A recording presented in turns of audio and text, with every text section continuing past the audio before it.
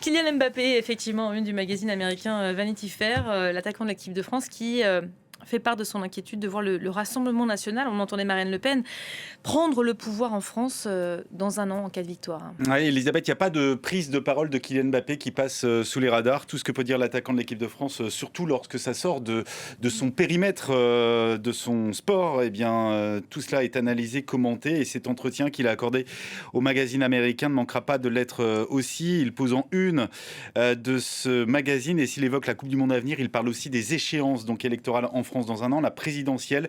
Ça n'est pas la première fois qu'il va sur ce terrain. Déjà en 2024, le capitaine des Bleus qui avait jugé catastrophique les résultats du premier tour des élections législatives anticipées, dont le RN était sorti en tête. Il réitère aujourd'hui son opposition à l'extrême droite et revendique sa condition de citoyen qui combat l'idée selon laquelle un footballeur devrait se contenter de jouer et de se taire. Nous ne sommes pas déconnectés du monde, nous ne sommes pas déconnectés de ce qui se passe dans notre pays. Je sais ce que ça signifie, quelles conséquences cela pourrait avoir pour mon pays lorsque des gens comme eux, sous-entendu le Rassemblement national, arriveraient aux commandes. Donc oui, nous sommes des citoyens, nous avons le droit de faire entendre notre voix, comme tout le monde. Kylian Mbappé qui a ce rôle officieux d'ambassadeur de la France hors de l'Hexagone, l'une des plus grandes stars au monde de sa discipline, 131 millions d'abonnés sur Instagram. Il a donc une véritable influence. Il était difficile pour le RN de ne pas répliquer. La réplique, elle est venue sur Twitter du président du Rassemblement national, Jordan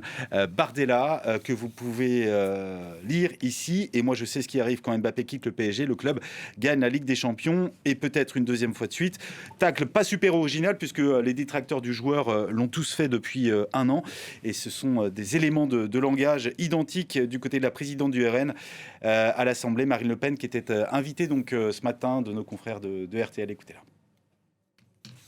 Moi, quand il dit qu'on ne va pas gagner les élections, ça me rassure parce qu'il est parti du PSG au Real Madrid en disant que c'était pour gagner la Ligue des Champions. Bon, entre-temps, le PSG a gagné la Ligue des Champions.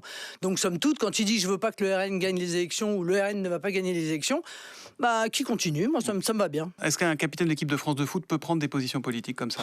Écoutez, il peut prendre ses positions. Je crois que franchement, les gens qui aiment le foot sont quand même assez libres pour savoir pour qui ils veulent voter sans être influencés par M. Mbappé. Quoi, oui. Bon, ça l'a fait réagir quand même, hein, Marine Le Pen. Oui, forcément, mais tout est bon à prendre dans la polémique, au RN, au Rassemblement national.